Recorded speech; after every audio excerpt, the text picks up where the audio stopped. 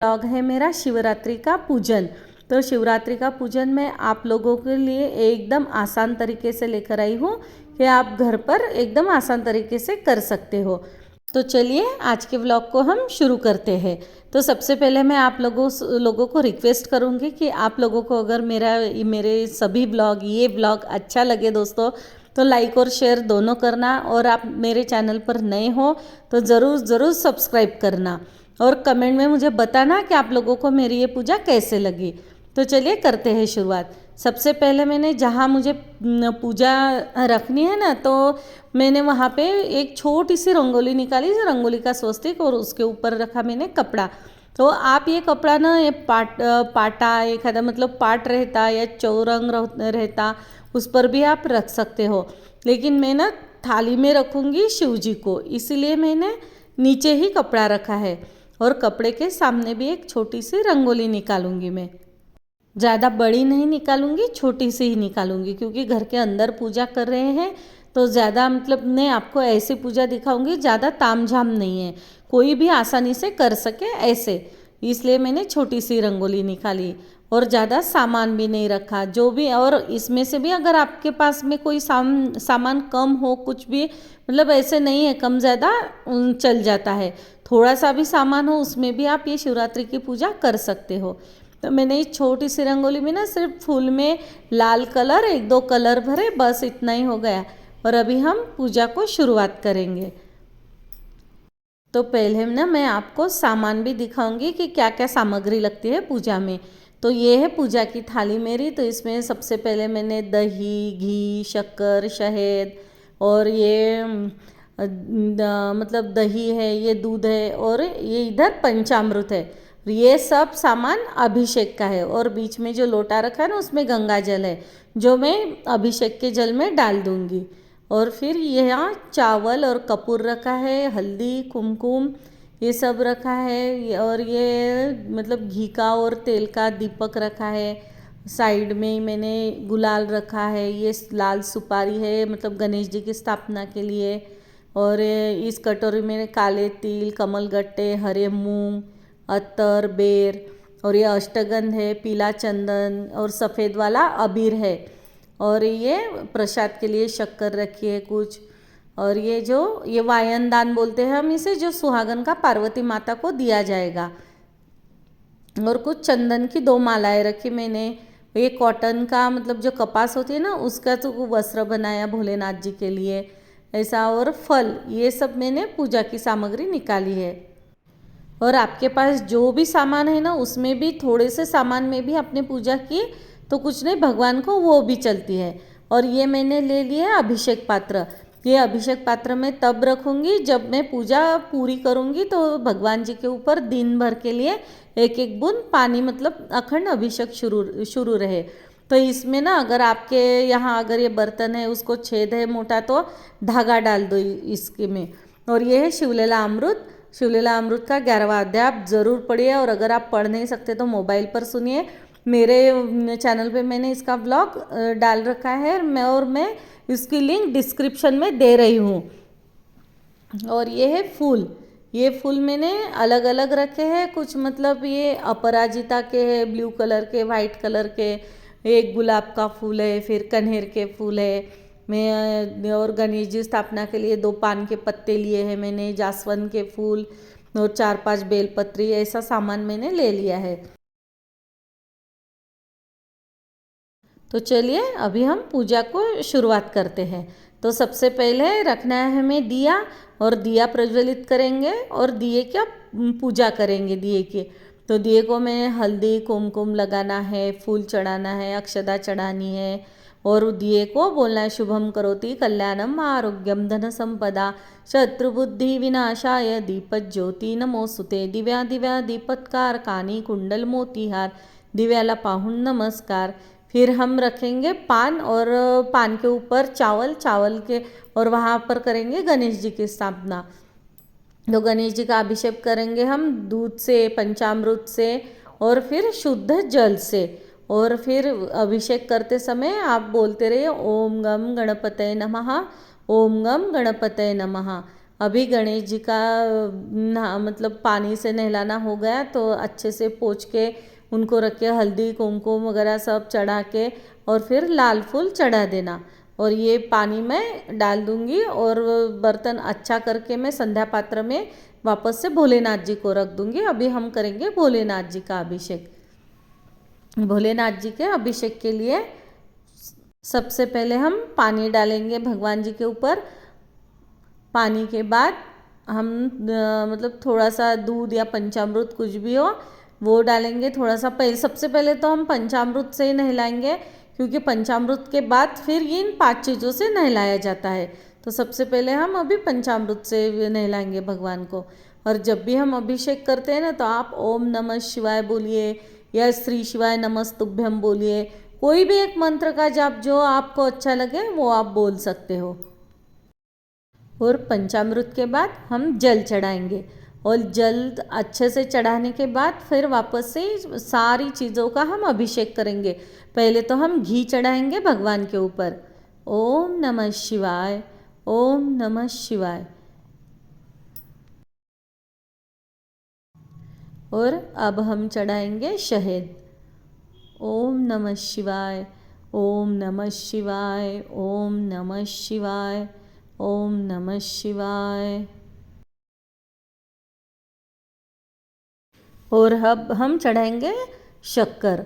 और शक्कर दूध वगैरह इस सब से हम भगवान जी को अभिषेक करते। और हाँ, एक और मैं बताऊंगी कि अभिषेक करने के लिए आप गन्ने का रस भी ला सकते हो, क्योंकि शिवरात्रि के टाइम ना गन्ने का रस का भी बहुत महत्व माना जाता है। गर्मी शुरू होती है।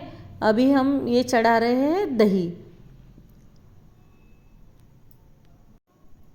तो गन्ने का रस भी बहुत मायने रखता है इस समय पे, इसलिए आप गन्ने के रस का भी अभिषेक कर सकते हो, बहुत ज़्यादा अच्छा रहता है। अभी हम भगवान जी को अच्छे से धोएंगे। जो भी हमने शहद वगैरह डाला ना, वो पूरे मतलब ऐसा हल्के हल्के हाथ से घिस कर फिर अच्छे से धो लेंगे।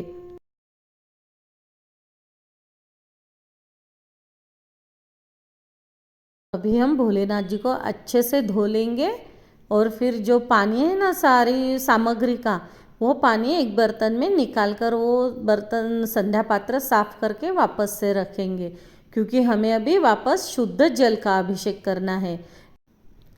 अभी हम वापस से शुद्ध जल का अभिषेक करेंगे। और जब हम जल का अभिषेक करते हैं ना, तो जल के अभिषेक के टाइम जो आपका लोटा भरा हुआ रहता है ना पानी का, वो पूरे लोटे से आपको अभिषेक करना है। पूरा लोटा भर के पानी डालना है। बाद में आप अभिषेक के लिए मतलब जो अभिषेक पात्र में डालेंगे ना, तो वो दूसरा पानी डाल देना, लेकिन ये पूरा डालना है। थोड़ा सा पानी रख के बीच में हम भगवान जी के ऊपर अष्टगंध, अबीर, पीला चंदन, अक्षदा ये चढ़ा के वापस से फिर जल का अभिषेक करेंगे। और दोस्तों, मेरी आवाज़ ना थोड़ी ख़राब हो गई है, क्योंकि मुझे ना बहुत सर्दी खांसी हो गई। तो आप थोड़ा संभाल लेना, क्योंकि मुझे समझ रहा है कि मेरी अच्छे से आवाज़ नहीं निकल पा रही है।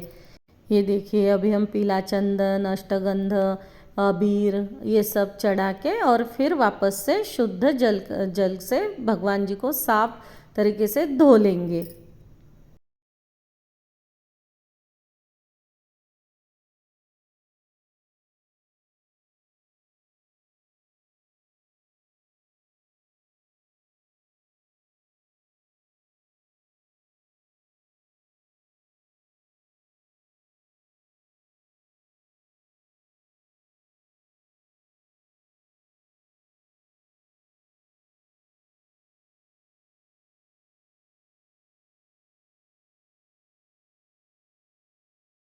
अभी हम संध्या पात्र उठाकर भगवान को अच्छे से पोंछ लेंगे। और फिर भोलेनाथ जी को रखने के लिए मैंने थाली रखनी है वहाँ पे, तो वो थाली रखूँगी।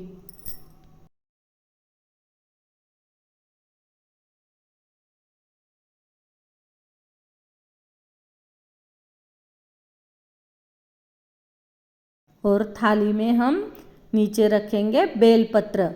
और बेलपत्र के ऊपर थोड़े से चावल के दाने रखेंगे। और फिर विराजमान करेंगे उसके ऊपर भोलेनाथ जी को। अभी हम भोलेनाथ जी की अच्छे से पूजा करेंगे। आप लोगों को अच्छे से पूजा दिखे इसलिए मैंने अभी पूरा मतलब एकदम कैमरा पास रखा है। तो अभी हम सबसे पहले तो चलिए अभी हम सबसे पहले चढ़ाते हैं चंदन, अष्टगंध, अबीर, गुलाल, अक्षदा। अक्षदा मतलब चावल चढ़ाएंगे भगवान के ऊपर। और फिर चढ़ाएंगे हम काले तिल, जो हरे मूंग है वो चढ़ाएंगे। जो मतलब कमल गट्टे लाए हैं मैंने, वो कमल गट्टा चढ़ाऊंगी भगवान के ऊपर। सब धीरे धीरे चढ़ाना और ओम नमः शिवाय का जाप शुरू रखना। और जो पार्वती माता की जगह है ना, वहाँ पे हल्दी कुमकुम सब चढ़ाएंगे वहाँ। और आज ना शिव पार्वती जी का विवाह का दिवस माना जाता है, इसलिए पार्वती माता का भी श्रृंगार का सामान पूजा में रखना ही चाहिए।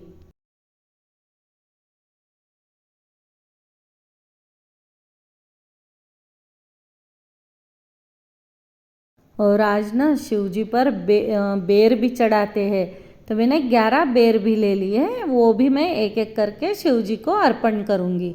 और आज की पूजा में ना धतूरे का फल, धतूरे का फूल अगर आपको वो भी मिल जाए तो बहुत ही अच्छा रहता, आप वो भी ज़रूर चढ़ाइए भगवान के ऊपर। मुझे तो नहीं मिला पूजा में, लेकिन आप लोगों को अगर मिलता है तो आप ज़रूर ज़रूर चढ़ाइए।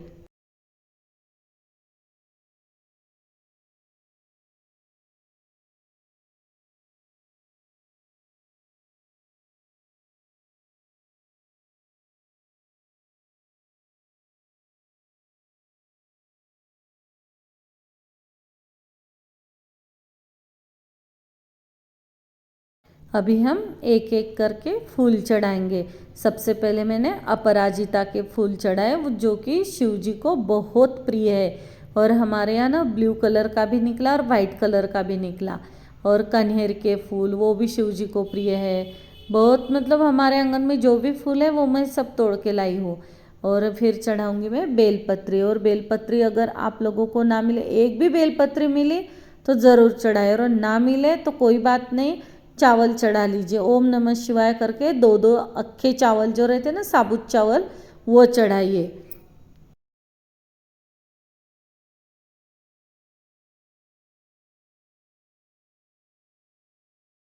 और भगवान जी की पूजा हो और फूलों से ना सजाए, ये तो हो ही नहीं सकता। और मुझे ना कौन सी भी पूजा हो, जब तक मैं फूलों से अच्छे से नहीं सजाती ना तो मुझे अच्छा नहीं लगता। मैं थाली में भी अभी मैं थोड़े सा फूलों की सजावट ज़रूर करूँगी। अभी पूरे मतलब शिव जी के ना पूरे चारों तरफ से फूल रखेंगे। और फिर जलाधारी मतलब जलाधारी नहीं, जो अभिषेक पात्र है ना वो रखेंगे। तो धीरे धीरे पानी गिरता रहेगा शिव जी के ऊपर और पूरे दिन का अभिषेक होता रहेगा। और बहुत सारे लेडीज़ ऐसे भी होते हैं जो सिटी में रहते हैं, कहीं भी रहे, जो इन जॉब वाले हैं ना, जो जॉब करते हैं, उनको पूजा करने का बिल्कुल समय नहीं मिलता। वो बेचारे 8 बजे निकलते, 8:30 बजे निकलते तो शाम को घर आते। ऐसे में आपने पूजा नहीं भी की ना तो कम से कम आप 11वां अध्याय ज़रूर सुनिए। और मतलब मेरे चैनल पर उसका व्लॉग भी अपलोड है और मैं डिस्क्रिप्शन में उसकी लिंक भी डालूँगी, तो आप ज़रूर वो सुन लीजिए। और अभी मैं चढ़ाऊँगी भगवान जी के ऊपर जो मैंने कॉटन की माला बनाई थी ना, कपास की वस्त्र की, वो वस्त्र चढ़ाएंगे, चंदन की मालाएं चढ़ाएंगे। और पार्वती माता जी का जो सुहाग का सामान रहता ना, वो भी चढ़ाऊँगी मैं।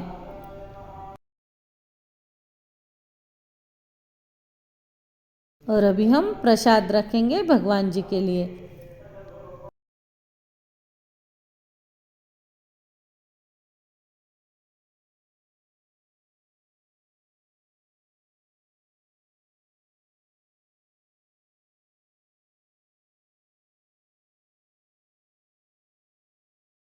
और हाँ, शिवलीला अमृत का जो जो 11वां अध्याय होता है ना, उसकी छोटी सी जो ऐसे छोटी सी पुस्तिका आती है किताब, उसकी भी आप ज़रूर पूजा करिए। ग्रंथ का पारायण तो नहीं होता, लेकिन एक छोटा सा अध्याय हम पढ़ ही सकते हैं और उसकी पूजा भी कर सकते हैं। इसके बाद अभी धूप जलाएंगे और भगवान जी को धूप दिखाएंगे। और फिर मैं आरती करूँगी। हाँ, और हाँ, आरती से पहले ना अभिषेक पात्र रखेंगे और भगवान जी का अभिषेक शुरू करेंगे। बहुत अच्छा लगता है अगर आप दिन भर ऐसे पानी का मतलब अभिषेक रखते हैं तो एकदम बूंद बूंद पानी टपकता रहता है भगवान के ऊपर और एकदम मन को प्रसन्न भी लगता है।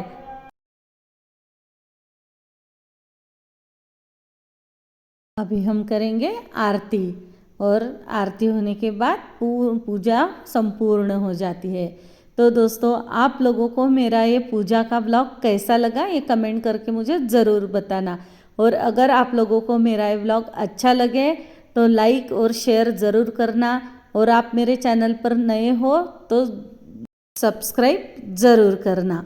तो मिलते हैं मेरे अगले ब्लॉग में। जय श्री हरि विठ्ठल।